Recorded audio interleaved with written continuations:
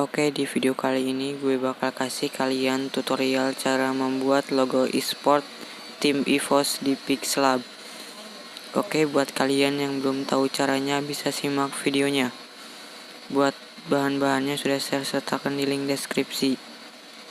Oke, sebelum lanjut ke videonya jangan lupa klik subscribe karena subscribe itu gratis.